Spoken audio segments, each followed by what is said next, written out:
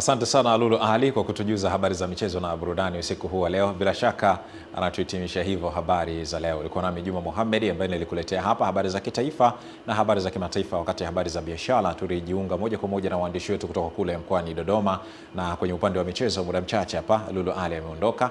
Asante sana kwa wote ambao mlikuwa nasi. Mimi naitwa Juma Mohamed, lakini kwa sasa tupate utabiri wa hali ya hewa kutoka Mamlaka ya Hali ya Hewa Tanzania kwa saa 24 zijazo. Endelea kutazama Channel 10 Plus. Langu jina ni Juma Mohamed. Usiwe na usiku mwema.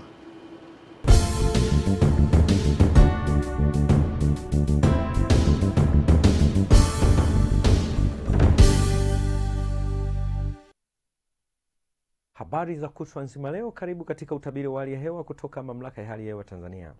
Kwa usiku wa leo ni matarajio yetu mkoa wa Kagera na Mara kunatujiko na hali ya ngurumo za radi katika maeneo machache, huku mwambao wa pwani yetu ya Bahari ya Hindi isipokuwa katika mkoa wa Morogoro kunatujiko na hali ya mvua nyepesi katika maeneo machache, na sehemu nyingine za nchi zinatujiko na hali ya ukavu kwa ujumla.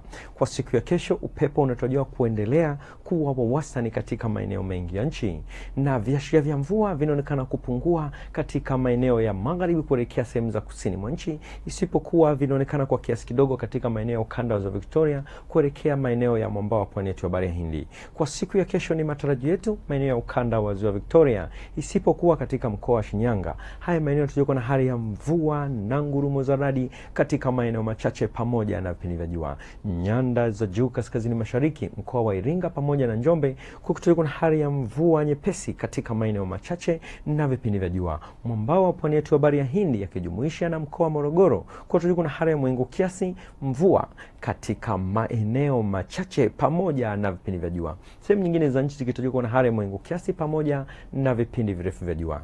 Nikushukuru kwa usikivu wako na nikutakie wakati mwema.